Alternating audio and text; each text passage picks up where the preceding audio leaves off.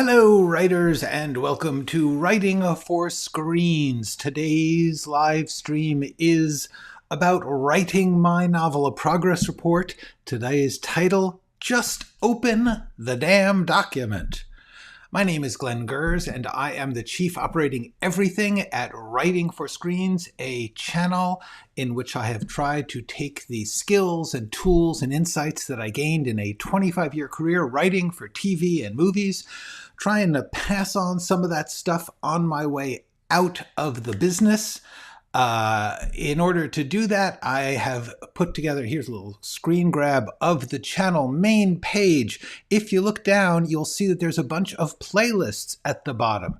These playlists, here's a close-up, include the first three going down the page are Screenwriting Essentials, Screenwriting Tools, Skills, and Craft, and the process, being a writer. This is about 50 10-minute videos that I put together over the past 3 years, trying to condense down what I've found, what I learned, what I had to figure out for myself, tried to put it into really practical, simple terms, not trying to give you a system. There's no order. It's just a bunch of different topics. For instance, flashbacks, genre, characters, all sorts of process issues, starting to get stuck. What happens if you're working on research? All those things. Each one of those is a video. Each video has that as the title. And if you just scroll down through these thumbnails, you see them in nice big words to tell you what it is. Please take a look at that, because that is where I have done all of this work, putting it out here for free for you whenever you want. That is the deal with this channel. When I am not doing that, I come to you live every Wednesday at 1 p.m. Pacific Standard Time, if I can make it. And each topic for the live stream is just a different thing that's on my mind. One thing I've been doing is this series now on writing my novel, because that is what I'm doing in my retirement. And so I'm doing these little progress reports trying to share with you. Many of the videos that I've made about screenwriting are also appropriate to other kinds of writing.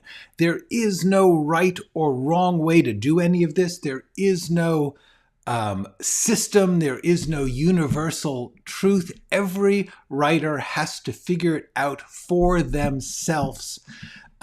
So all I can do is show you stuff that I ran into, things I've experienced or things I had to solve, and say, this is what I got from it. See if it helps you. That's it. Then you figure out, does that really work for you? Sometimes we just have different ways of working, or you're trying to do something very different than what I was trying to do, etc., etc. So every writer must figure out their own path. This channel is simply a resource of things to try, things to see, things to think about for yourself. I'm going to do some quick hellos. Hello, Sonia. And Meaning Bites. Hello, the bearded screenwriter. And Donna, thank you, bearded screenwriter. I'm glad that you're looking forward. Alex, hi. Also, people are looking forward. That's cool. Loving this cool weather. Well, that's a relative term. Last few days, it's been in the 90s here, or hundreds if you're further inland here in Los Angeles. Today, it's maybe down into the 80s, I think. I don't know. Anyway, so yeah, Nathan, it is. I actually like heat. Hello, Burgundy. Yes, we're going to talk about that a little bit. Novel streams are my fave. Well, that's good, because I'm going to be doing more of them, because that's what I'm doing most of my time. So let's just get right to it. Let's talk about this. This is the title, Just Open the Damn Document. First thing I want to do is sort of catch you up. I took a month off, so it's been about 5 or 6 weeks since I last did one of these. So the first thing I want to do is catch you up on what I have been doing in all that time. And then I'll get to some of the things I'm doing right now and the lessons I am learning from that. The first thing I did was, as you know, I had put together an outline, a very detailed outline. It had taken me a long time. Novel writing is something I have loved since childhood, but am not very experienced with. So what I've been trying to do is learn how to write a novel as I am writing a novel. I wrote one many, many years ago, decades ago, in the late 1980s. This is the first one I've written since then. I've been working on it a long time. So I had this outline. There are three main characters in my story, and I had outlined each one of their stories. Like I had figured out the story as a whole, which is an interweaving of these three stories. Any story you tell, really, is about the relationships between characters, between the encounters and influences and effects that characters have on each other. So to really understand your outline, you need to understand what each path through it is, like to be able to put yourself into that person's path and say, oh, this is what they are trying to do. This is what they are wanting. This is what they are fearing. And at this moment, this is what they are doing to this other person in this scene. So in any given scene, there's multiple intentions, multiple obstacles and understanding of the moment. So I managed to go through this entire story and figure out what each character was doing, which doesn't sounds like that should be pretty easy. But the thing is, for me, a novel is very often about ideas or insights, things that you're understanding. So for instance, one of the characters is sort of going through a coming-of-age growth, Bildungsroman story about how he learned about life. So among the things that I need to have happen to him are experiences that aren't necessarily plot, but they are part of his growth and learning. What I need to do is figure out how to make that into a plot. So I got the main three characters, and I thought, okay, I'm ready to write, right? No. What I discovered was there are secondary characters. There's a bunch of them, but three or four main ones. Substantial secondary characters. They're not the leads, but they have important parts of the story, and I didn't know what they were doing. So the first thing I had to do was go through each of the secondary characters. There's an art gallery owner.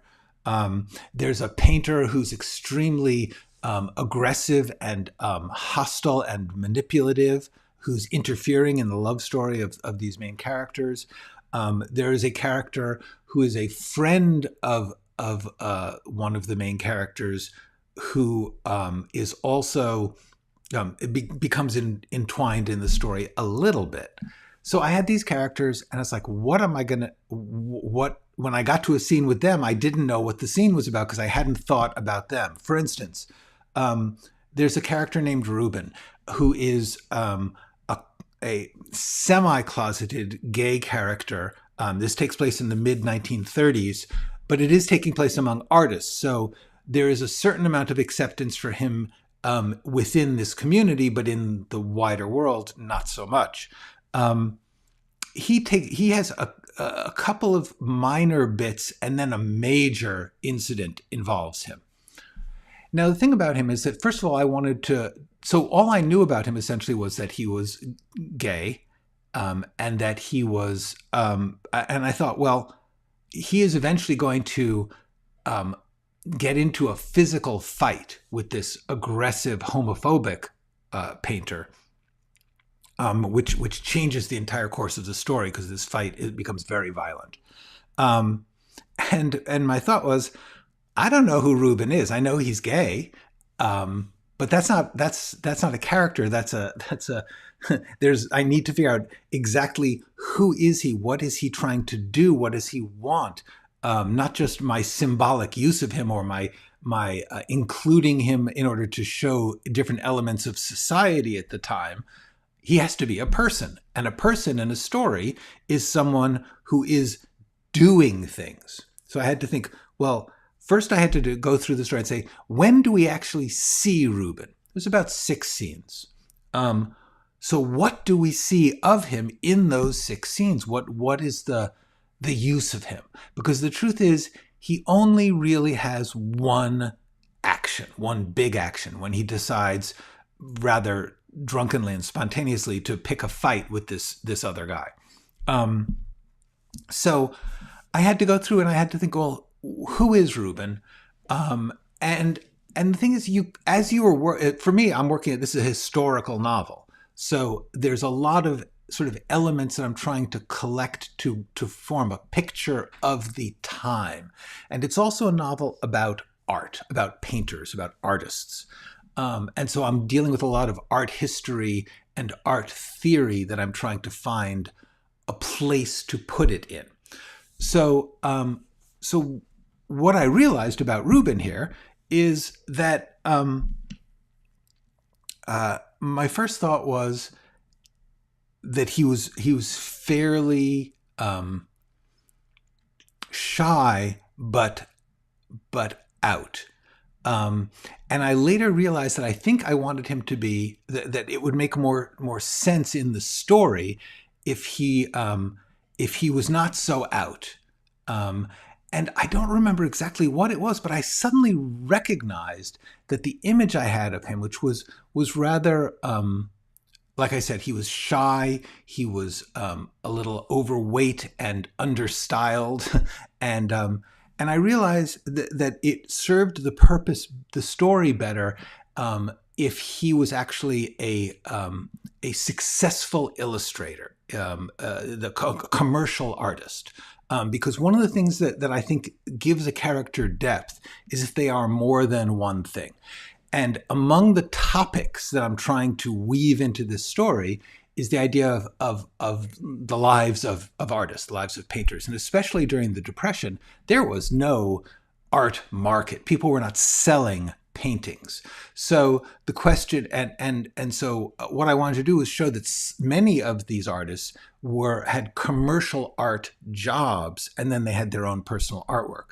So I thought, oh, well, let's have Rubin do that. So if he's working as a commercial artist, I wanted him to be working in like advertising and store catalogs. Actually, my mother, when back in the 1950s, before I was born, when my mother first came to New York City from Richmond, Virginia, that's what she did for a living. She was an illustrator, commercial illustrator, did magazine, newspaper ads for department stores because they didn't use photographs that often. They would use sketches. Like they would say, this is the new fall coat that we want to sell. They would get an illustrator to draw it. So that sort of was in my mind as an element of this world that I wanted to show. And I thought, well, if Rubin is like that, he would be actually quite professional and sophisticated.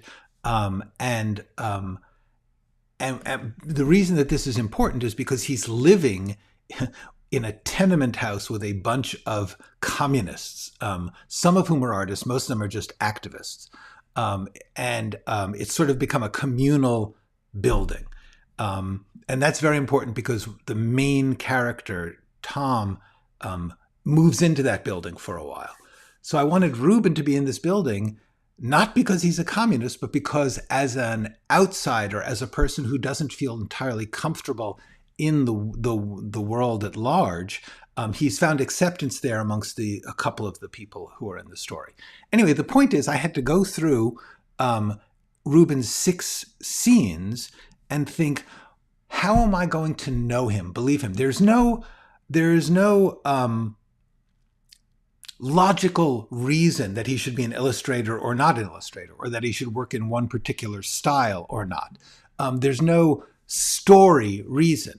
And this is really important. I talk about this a little in the video. Let me just mention it here. This one, instinct. Sometimes you just make a choice because it feels right. You need to ask the question of yourself. Like that's what I had to say. I don't know Rubin. I don't know what Rubin wants when he's in these scenes, and I have him doing he's got to talk about some subjects, but I didn't know who he was.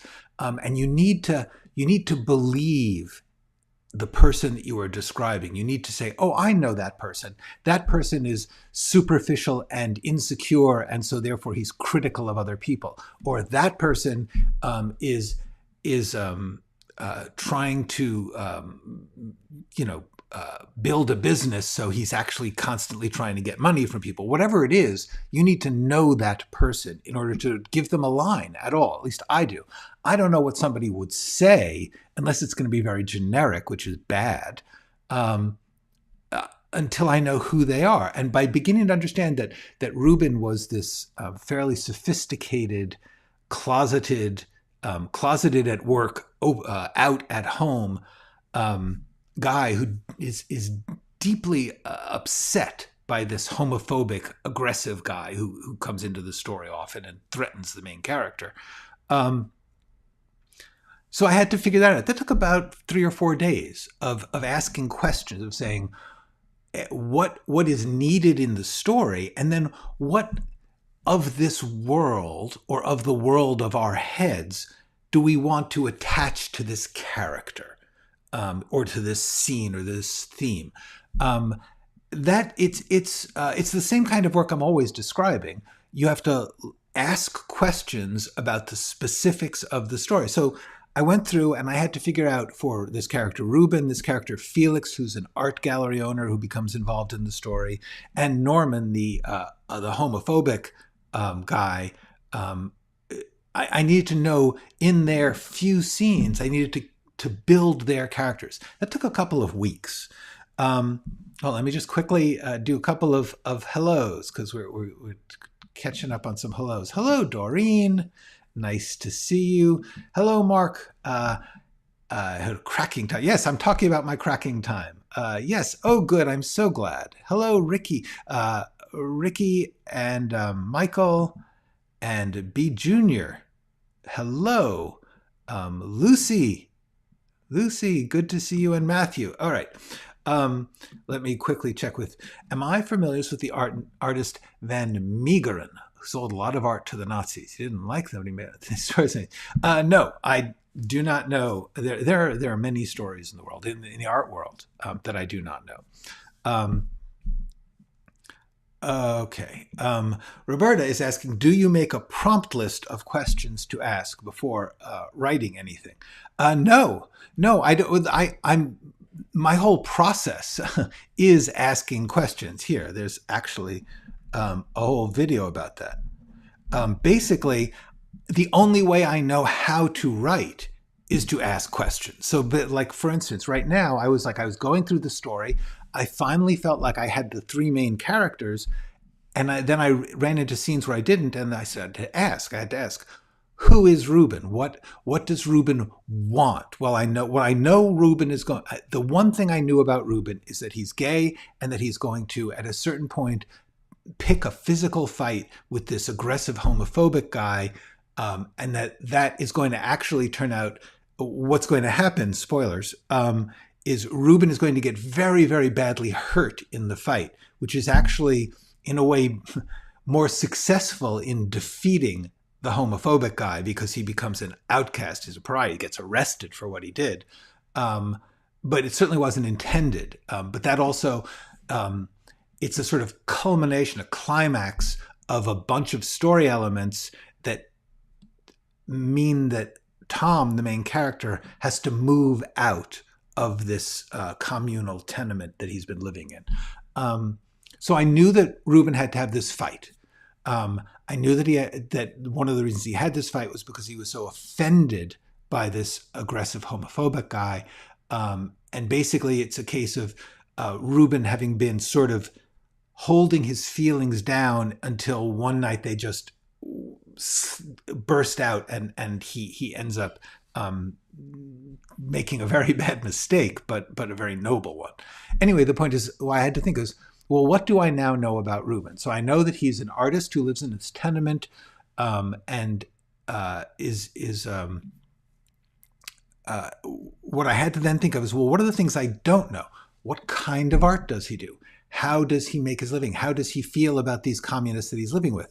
Each one of those questions led me to a lot of debate with myself. Well, he could like the communists, and then I thought, it's sort of boring if he just agrees. But what if he's living with communists without being a communist, simply because of the acceptance that he's found among the artists in that one particular apartment.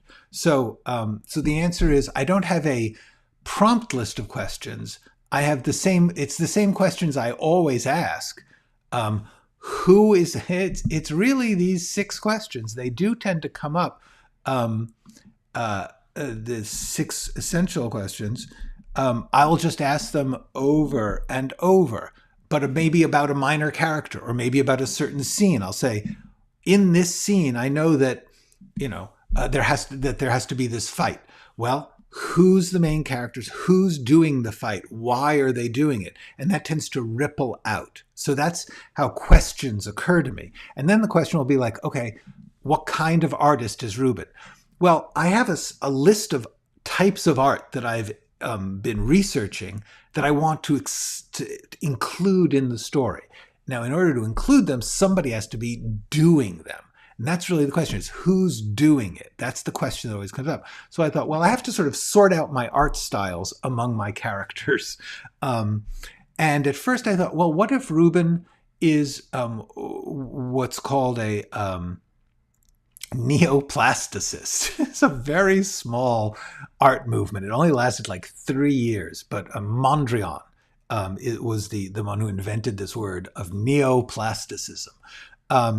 And the main point about it is that it's pure abstraction. If you've seen a Mondrian painting, it's literally just colors flat on the canvas. And it is making sure not to have any reference to the real world at all. It's about the abstraction on the canvas. And I thought, well, maybe Rubin does that because he's closeted and trying to keep himself to be able to paint without getting into things.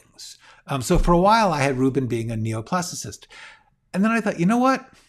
That's an intellectually satisfying concept. But the truth is, I think Rubin, and this is just, once again, we're just going to talk about instinct. It was just a feeling that it was more useful if Rubin was actually an old-fashioned, traditional, representational artist. For one thing, he's an illustrator, so he has to know how to do that stuff. And for another thing, I wanted to have a sense of his reality, his engagement with everyday real life.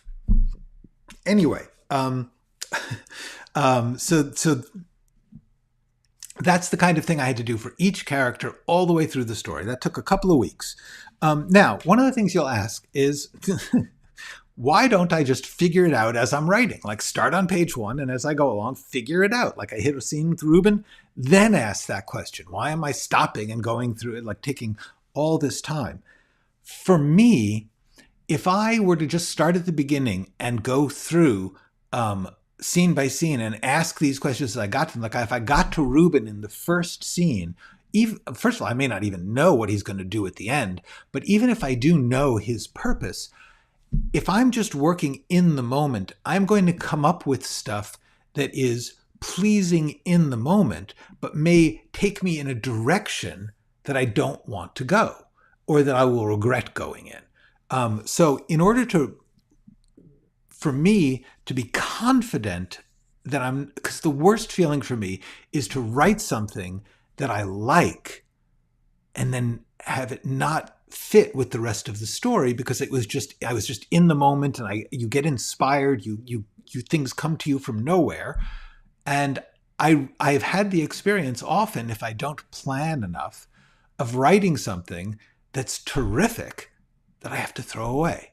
And that for me is just too depressing. It's just hard. So I'd rather step back, think out, know who Rubin is, so that as I get into it, at least I have the likelihood that the way I'm telling this story is going to last, and then I can just refine it and tinker with it. For me, I can't make a decision that isn't based in the rest of the context of the whole, the story as a whole, the themes as a whole. And so like Rubin might be, one type of character. I want to make sure that I don't have another character who's exactly like that. You want to have a dynamic of conflicts and balances between characters. So if I didn't think it out as I went along, I would just throw stuff in when it seemed fun And that might use up something I need to use later, et cetera, et cetera. So I like to step back, look at the outline, and think, what is Rubin's place in the big picture, and how can I take some spare elements like art styles and attach them to various people so that a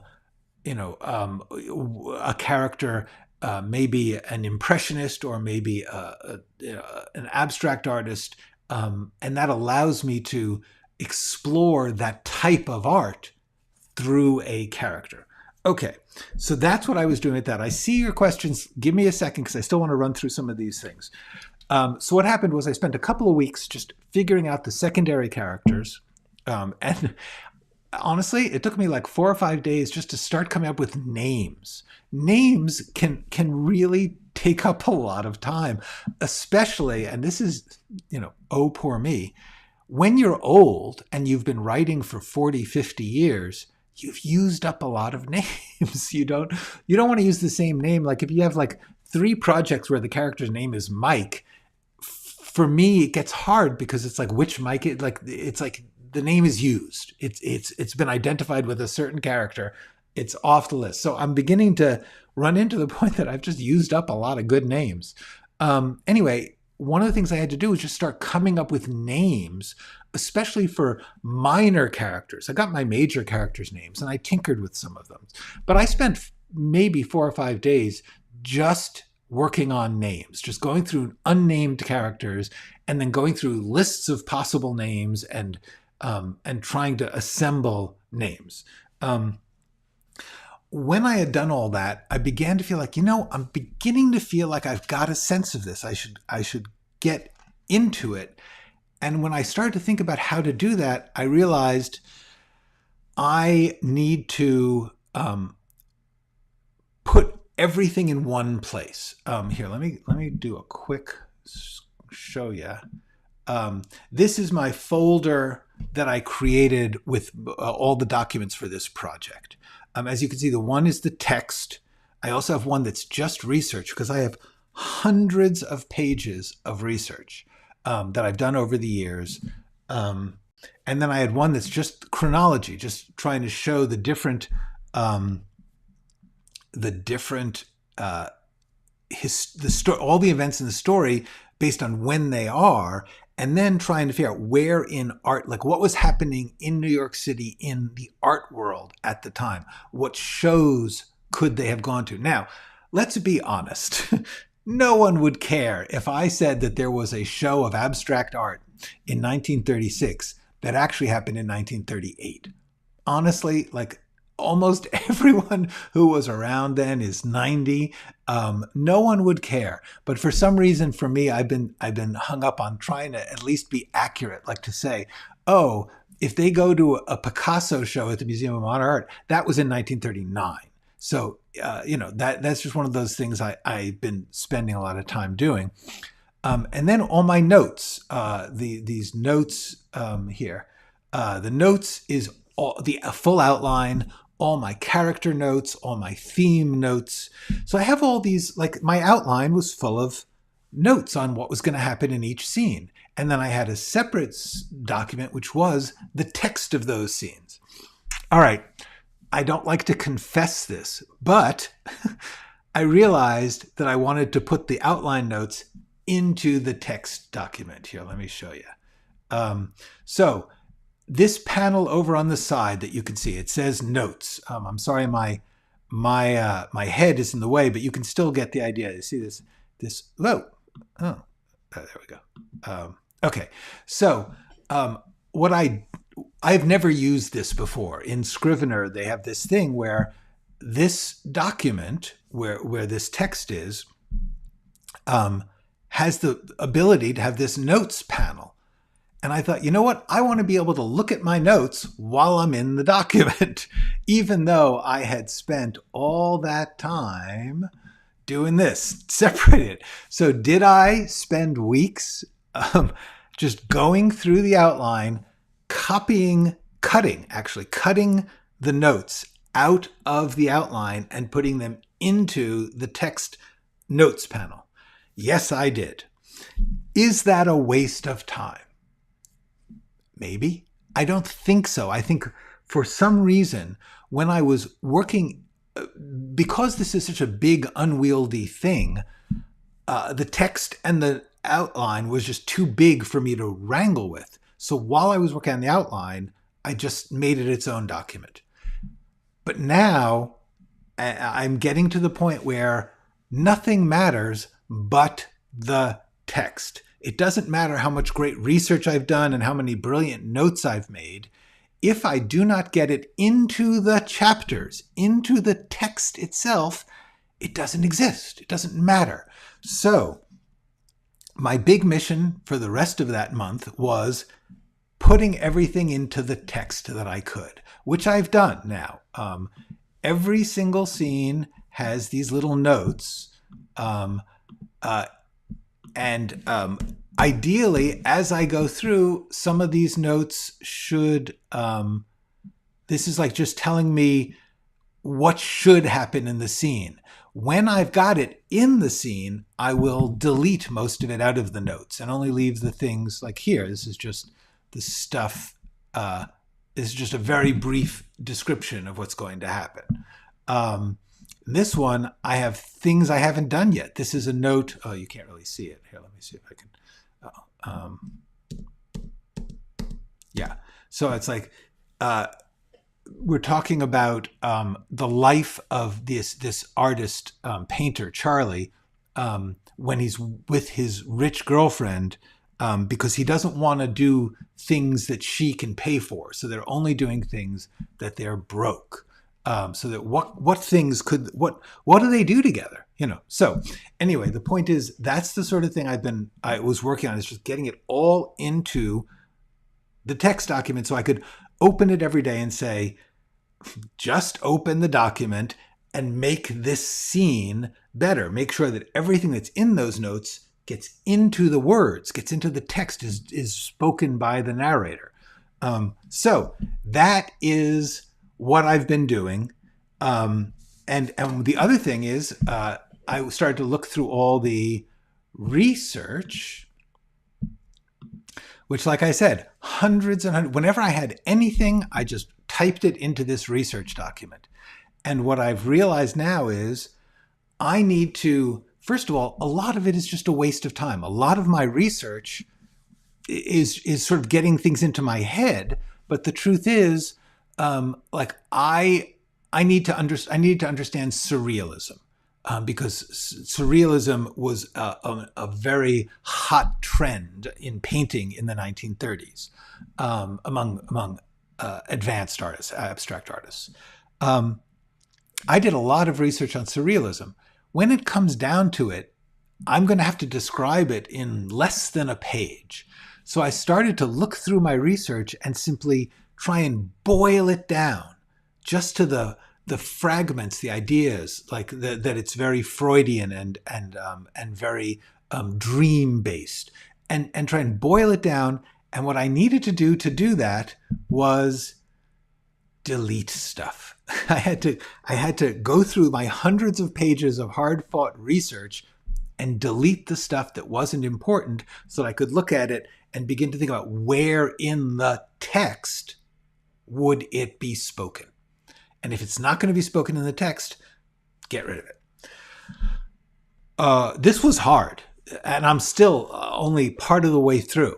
But I needed to go through it and start to just say, okay, get it into my head. Where is it going in the story? And I felt like a hoarder. I felt like an intellectual hoarder, in that I had all this vast storage room packed with so much stuff I couldn't use it. And I needed to say, okay, let's throw out the stuff you really, really know you're not going to use. Just clean up a little bit. The way I handled that was to say, okay, what I'm going to do is I'm going to take this research document and I'm going to make a copy of it and keep it as an archive. Just all the stuff, like it's like if you're a hoarder, imagine if you could make a copy of your storage unit and put it somewhere safely out of sight, and then you could clean out the storage unit, but you're not losing the stuff. So that's how I handled it for myself, because it's digital, and luckily it doesn't take that much room to make a digital copy of a research folder. So that's what I was doing. I'm going to stop now and answer a bunch of questions before I get into the last bit I want to get into here. Okay, so let me say hi, Yash. Nice to see you. Very good. Thank you for being here. I find if you ask your 6 questions for each of the characters, it helps define them. Also, I'll write them a rant. Yes, yeah, exactly. I find that I ask the same basic questions. How are we going to see it? Who does this character involve themselves with? What are they trying to do? Those questions come up. What if he's in a dilemma? He loves and hates the communists. Yeah, essentially, to a certain extent, without... yes, that's exactly what I had to do, was to think, why would... there's 2 characters who are artists who are living in this communist commune, because the woman who has that particular apartment is very open-minded, and she is very protective of people. She becomes the main character's lover, sort of his she's the one who gives him a room in the apartment, because he's been thrown out of where he was living. Anyway, the point is, yes, that is part of it. Robert Freeman asks, will you get dissociative identity disorder when you constantly debate yourself? No, because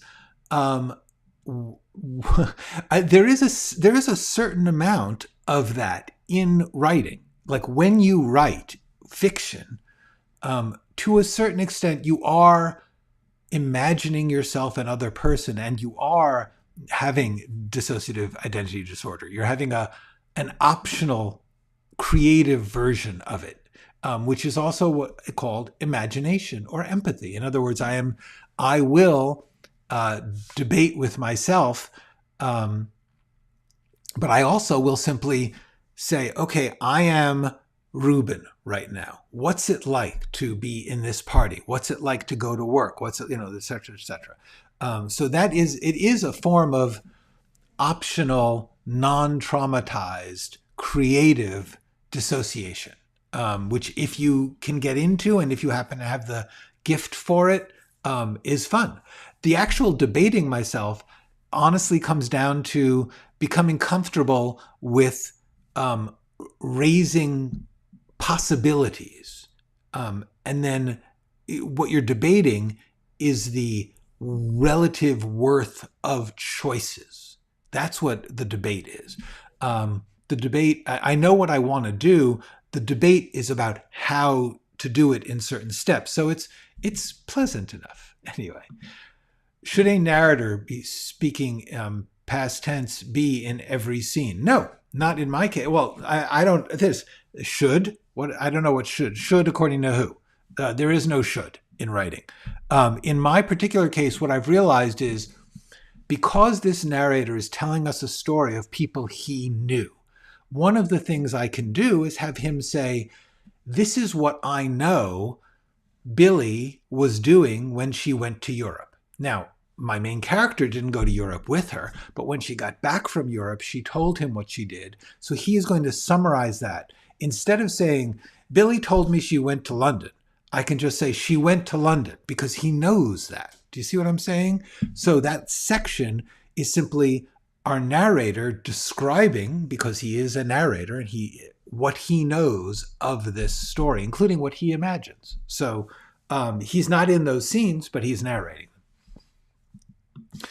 Would it be overly complicated if every character has a motive? No, I believe it is true no matter whether you like it or not. I do this, I deal with this in this video, building character arcs.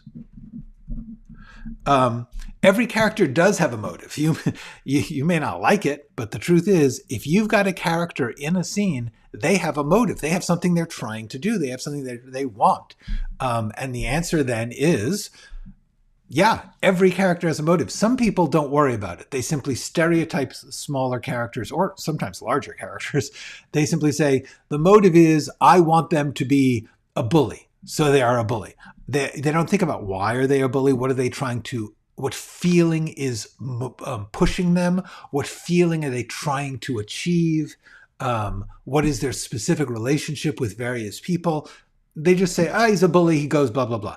I think that's bad writing. I think that tends to come out with stuff that looks like you just took it from another story. So my belief is, would it be overly complicated if every character has a motive? No. In fact, every character has a motive at all times. You have to choose to stop and understand that motive. And once you do, they may only be in 2 or 3 scenes, but at least you know what they're doing. Burgundy, do the different art styles influence your writing? As in characterization, for example. Yes. I suppose the characters didn't choose these specific styles without a reason. They must resonate with them. Exactly. So, for instance, my bullying, aggressive painter named Norman, he is actually, the reason he is so homophobic is that he is actually closeted. And he is self-loathing and afraid of his own feelings. So he chooses the most manly art form of the 30s, which was called regionalism. It was called American Scene, or social realism. It's very macho and also very popular and acceptable.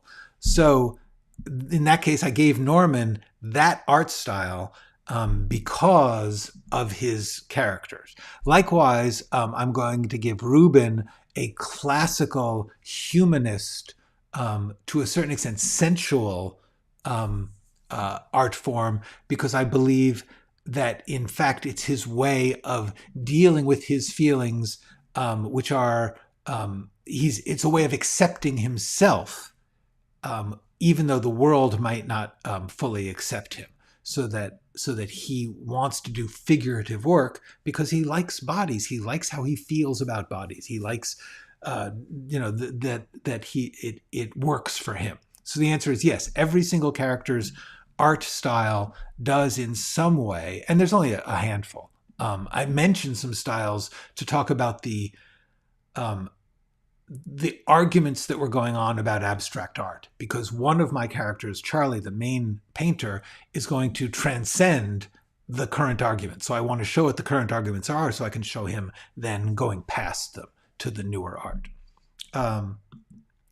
How much time do you spend for outline before writing? That depends. In this particular case, over 20 years. That's not advisable, but it happens to have worked out that way. If I'm working on a screenplay, I usually have 4 weeks to do an outline for a screenplay. I don't know. It depends on whether you got a deadline or not. Rubin might be an Aubrey Beardsley-ish illustrator. Yes, you see, yeah, no, okay, this is really interesting. This always happens. If I tell you guys a question I'm facing and you guys come up with your answers, this is the debate. Ricky's got a good point. He could be there was an art style sort of around the Art Nouveau, pre-Raphaelite. There was a romantic, weird, sexual, and mystical art form that flourished for a little while at the turn of the century. And yes, Rubin could have that style. I don't want him to, because I want him to not be, but I want him to be trying to pass, to stay in the closet as far as society goes. So I wouldn't give him that, but that doesn't mean it's not. If you were writing this, you could easily do that, and there is a really good argument for doing that. It's all possible. I'm not saying these are right choices. The whole point is for you to make a choice that resonates with your sense of the person and the story as a whole. Hello, Ming. Hello to Brazil. Good to see you. Um, what if you just use some names from other languages? What if you're throwing in some German names and yeah, the only reason that you want to ask about that is in New York in the 30s, were there a lot of Taiwanese painters hanging around with the Federal Art Project? The answer is not. There were a small minority, but they were not. So the answer is I'm trying to accurately reflect the social group at the time, which happens to be a historical reality. So yes, there are German and there's a fair amount of Europeans because it was a time of Europeans being in New York. Art historians would care. That is true. Art historians will care. There are, it's one of the things that when you're dealing with research, when you're dealing with history, you have to decide how important is it that an art historian or a lawyer or a doctor is going to know that this is wrong. One of the big problems for me is that I love to read well-researched stuff. Like Michael Crichton was a novelist, screenwriter, and doctor. He was a medical doctor, and for a long time he wrote thrillers under a pseudonym while he was a working doctor. One of his best books was written under the name Jeffrey Hudson, although now it's under his name, called A Case of Need, which is a medical thriller. And what's super cool about it is he knew the medicine. So therefore, every single scene is full of this detailed, researched, known medical stuff that relates to the story and is also just beautifully described. I love that kind of stuff. And I always want to write that kind of stuff. Here's the problem. I don't know that kind of stuff. That's why I read these. So I'm sort of setting myself up for a very hard task because like Michael Crichton knew what he was writing about. And then later on, as he got more successful, he had people do the research for him. He hired researchers, which helped a lot because then he could just go through their research and pull the pieces he wanted. I don't have that. So I'm shooting myself in the foot by saying I'm going to write a deeply detailed, knowledgeable, researched thing about a thing I don't actually know about. I have a feeling for the 1930s, but I wasn't there. So yeah, it's even just saying that I'm realizing what an idiot I am to be choosing historical period researched things about stuff I actually don't know about because I figured, it'd be cool to find out. Anyway, Sanchez Pablo says, but is it very important for fictions to be that accurate? Why go through all the troubles? Yes, this is a legitimate point. It's a balance.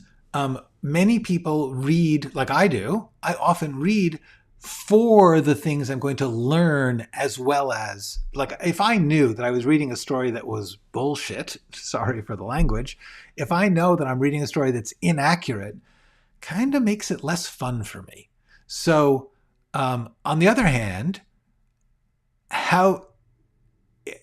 there's a question of how worth it is it to the audience, and then how worth it is it to you? In other words, I've spent too many years on this, partly because I didn't know a lot of stuff. Now I'm finally getting to this crunch, and I want to talk about that now, where it's like, use it or lose it. Figure it out. It's time to say, get this into the story, get it into the scene, open the damn document, and get that scene to work. And whether or not that's accurate or complete, here's what I wrote to myself.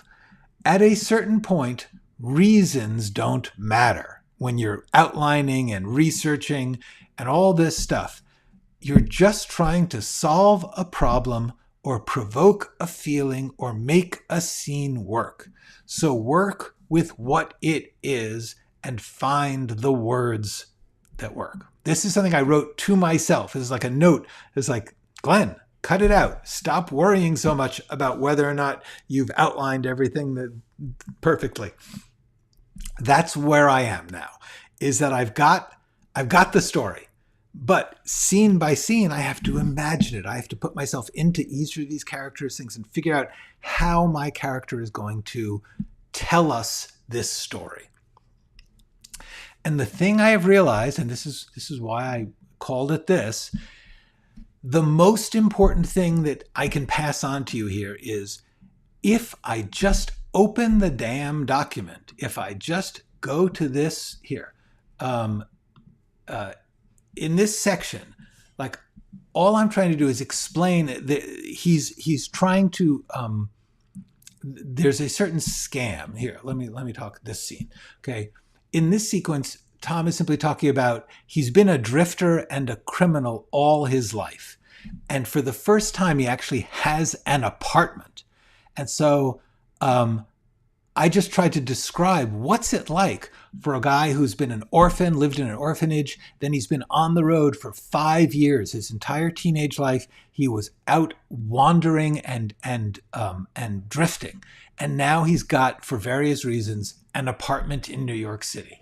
And so I have to figure out how to tell that. But the point is, that's a specific task. I can open the document and say, this section, 2 pages, is going to have to flow through describing, setting up, like moving into his first apartment and living in it. What's it like to live there for him, having never lived in an apartment any length of time? And then it has to lead to the idea that he's doing all this because he's in love with a certain woman that this is keeping him close to.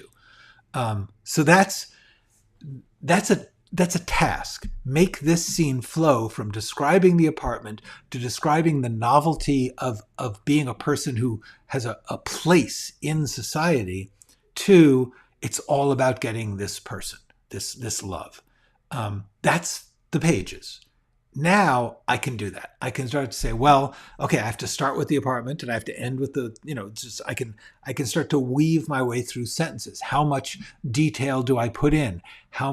What concepts am I raising? In this particular case, I talked about the idea that at a certain point, he gets a clock. He's never had a clock.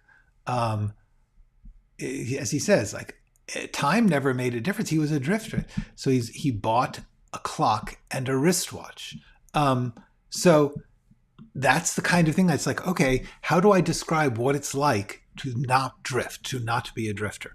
That's what and so every time I do open up the document and I say specifically, what is this scene about? What is this character doing in this moment? I can do it. For me, I just want to talk about this a little now because I'm going to be answering some questions and no more questions because we're almost done with the hour. The hardest thing for me is first of all, just getting myself to open the damn document. I'm always finding other things. Oh, I'll work on the research. Oh, I'll clean up my house. Oh, I'd better take care of paying all my bills so that they're not bothering me. And it's really hard to force myself, even though I know it's going to work, to open the damn document and find a scene and make it a little bit better. Every single time I have done that in the past month, something has happened creatively. Something has worked. I've come up with new ideas, or I've seen the shape of a scene that I couldn't figure out before. I knew it had these various pieces, but I didn't know the shape of it. I didn't know the story of it. And every time I've done that, it's worked. The problem is that happens, and then I close it and I say, oh, I better go get something to eat. And I don't go back to it. I say, okay, tomorrow. So the biggest thing for me now is going to be, how much can I devote myself to opening the damn document and solving a small problem? Okay, that's the biggest thing I want to talk about. Okay, I'm going to quickly get through these. When I begin, I use working names. By the time I finish the outline, yes, exactly, Matthew. This is a very good point. You can change stuff. I will make up a name for a character. It could be that when the whole thing is pretty much done, I'll go through and change that person's name, do find and replace. That is a legitimate thing, and it does happen when you begin to get a better sense of the finished work. Okay, Stay Foolish says, it's so satisfying watching your live stream. My home cinema. Wow. That is terrifying. I was hoping I was small. Yikes. But thank you. I'm so glad. Stay foolish. That's quite entertaining. Hey, TT. Hey, she breathes in gold. It's nice to see you. Okay. Ming says, do you go deep in your inner truth emotions in the character creation of the story and the characters? Or do you use, yeah, no, do you use other techniques to find the emotions of the story? No, I feel very emotional, very,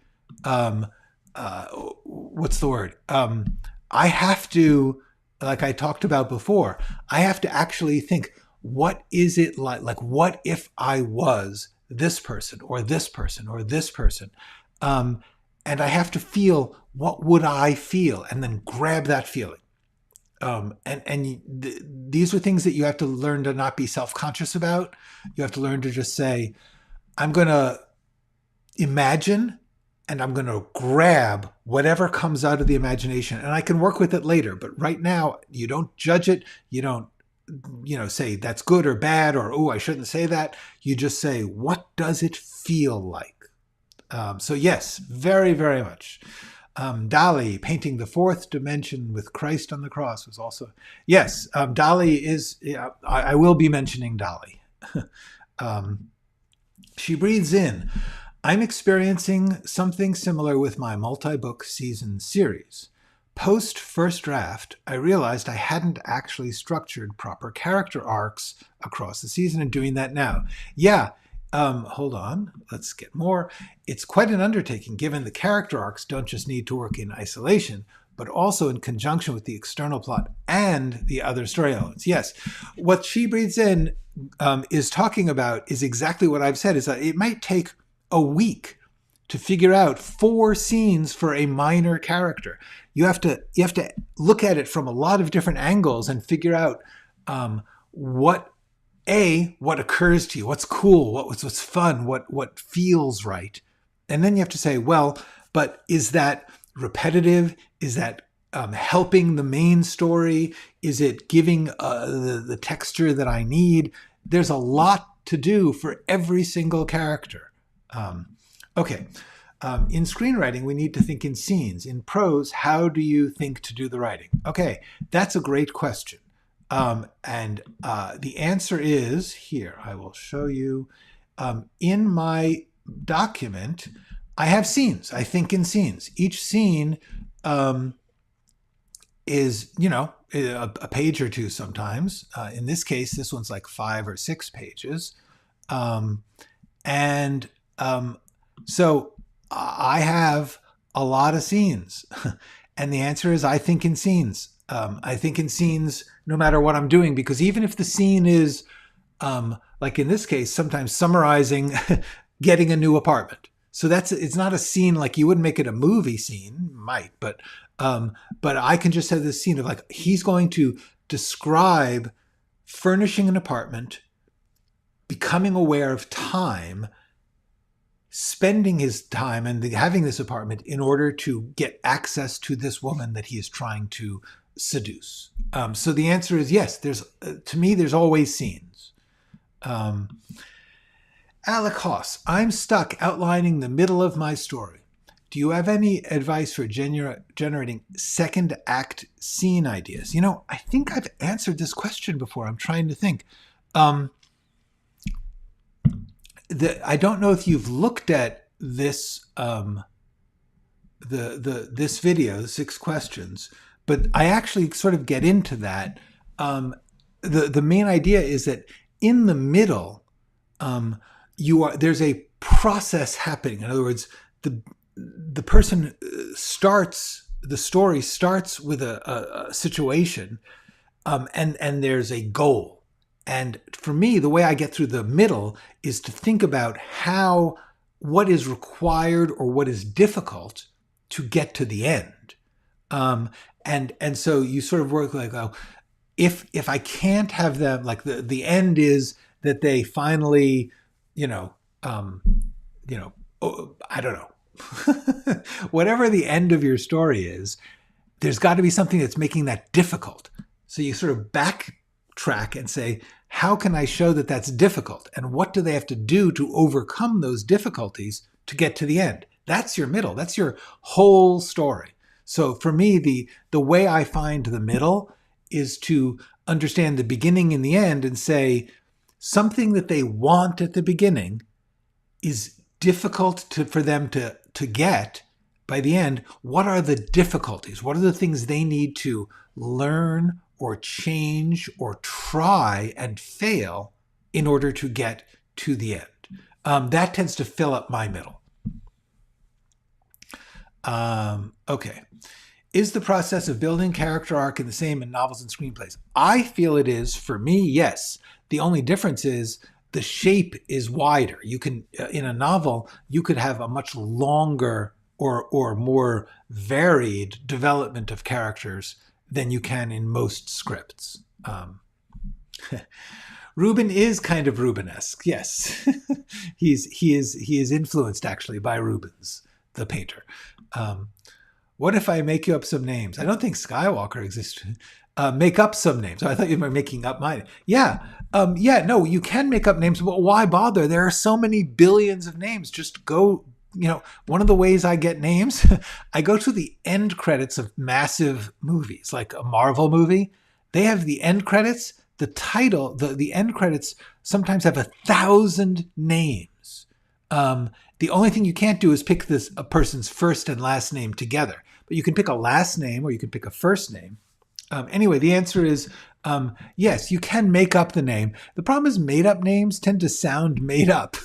Skywalker, yes, absolutely. It could be a name. It sounds kind of made up. Hello, Mr. Killjoy. Okay. Using a Taiwanese name doesn't mean, he could be, but usually we identify people through their physical appearance, their actions, and their names, and the things that they say. So therefore, if they have a Taiwanese name, but they're not Taiwanese, like that's confusing. It's just confusing. There should be a reason that a person, now they may be different than the tradition of that name. Like I have, Polish characters and Jewish characters and Irish characters. That doesn't mean they're all alike, but it means that I understand the tradition in which they are either following tradition or going against tradition. That's all acceptable, but at least I know the context that they are starting from. Michael says, I rewrote a screenplay I started 30 years ago. I realized I didn't have the emotional experience back then. Timing is everything. That's where I am now on this. I have been working on this on and off for 30 years. Hello, Atlas Lion. Any tips for writing a story about multiple characters, no protagonist or antagonist? Is there any way that only relationships drive the plot forward? Yes, I'm trying to think if I've already covered this in something that I could refer you to. The main things I would say to look at are this character video and building character arcs. Please take a look at those two videos. I'll try and put links to all these videos down in the description after this is done. Anyway, the answer is you don't need to have a specific protagonist and antagonist, but you do still have a story, likely. If you're not telling a story, if you're doing something which is sort of ensemble-ish, but has no, usually each individual has a story, and the stories, how they interact with each other becomes the story. So each one has a story, but the story as a whole may be about how things affect each other or are passed on from one character to another, or so all I can say in such a short time is the main thing you want to do is figure out what story you are telling, even if it's, as you say, only the relationships drive the plot forward. Yes, of course, but still within those relationships, there will be a story. There will be a story of that relationship. And that story of that relationship can be balanced or interfered with by a second relationship, or that's all possible. But still, you're going to need to find the story, even if there are multiple main characters. Once again, please do take a look at those the character and character arcs videos. That's where I talk a lot about these ideas. Why am I not using Final Draft? Because I'm not writing a script. Final Draft is better for scripts. I know that now they are trying a lot of what Final Draft is now doing, and Final Draft is excellent, by the way. I like Final Draft a lot. When I started writing this, Scrivener, which is the software I'm writing in, allows me to do things like break things into multiple documents within folders that now Final Draft is starting to do, but I started it in Scrivener because at the time Final Draft wasn't doing it. Now they are. Pennywise, not that I'm an expert in anything, but I'm well read. When a show uses something wrong that I know is wrong, science or a procedure I did, it loses me. Yes, me too. Same here. That's why I am trying to hold myself to a fairly good standard of truth. Art historians notoriously don't agree with each other about much. Your book will just give them more to argument what they love. Yes. Yeah. I gotcha. Yes, I'm not... I'm not worried about being the definitive answer. I'm just worried about, like I said, not being like just using a cliche instead of an researched truth. Readers can sense the author's commitment to the truth. I think it's important to be as accurate as possible for that reason. Yes, I believe that too. I believe that it does matter. I believe that it shouldn't matter so much that you don't finish your work. That's what I'm running into. The pain is real. Get back to write is a struggle. Yes, this is going to be my ongoing struggle. We are going to be talking about it for the next few months. Any good tricks for making a pilot script less boring? I did 9 episodes to unfurl stuff. First of all, the first question then, when you're making anything interesting, is what is interesting about it? It doesn't have to be the same interesting that the whole is going to be, but there has to be some element of the whole that is in itself interesting that the pilot is going to grab you with. There was a lot going on in the pilot of Mad Men, but you only find out the depth of Don's deceptions at the very, very end of the hour. Before that, what's interesting is the world of advertising, the distinct difference between our time and that time. There was a lot of stuff going on that made Mad Men interesting before we even get into Don's secrets. So the answer is you make things interesting by thinking to yourself, what's interesting about this? And then hyping that, adding that, emphasizing that, exploring it, making it, it doesn't have to be everything. It just has to be something. Robert says there's a Glenn Geller script. I thought he was you. Only fine. Well, I'm sorry. You should. Yeah. Gers. My last name is Gers, and I'm not charging anyone for any consulting. I'm not doing any private consulting. So if anyone's saying they're me, they're not. I know that Glenn Geller wasn't saying it's you. Which is your best video to watch in order to improve my screenplay description? There's a couple. First is writing style, but also I did a couple of live streams, Ask Me Anythings, about describing action, describing characters. I will put links to those in the description of this video in about 10-15 minutes. By the time, just check back here, I will link to those 2 videos.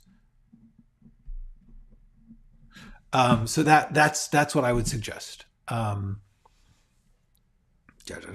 just checking other things. Yeah, that's it. Writing style, and then the rest. I followed your advice and found my screenwriting sweet spot time an hour. It's 1 a.m. to 5 a.m. It's, you know, that's interesting. Yeah. Down the line, that's a tough one. I know it's a bad one. Either you're going to have to be sleepy for work sometimes, or you're going to only have to write on weekends. I'm sorry. I'm sorry. Okay, got to go write something. Good. Thank you, Ricky. Yeah, everybody, I'm gonna be saying goodbye now. Please do look in the description for the links that I'm going to put there in about 10 minutes to help you find these videos I've mentioned. And otherwise, I will see you next week to do another live stream. Go write something.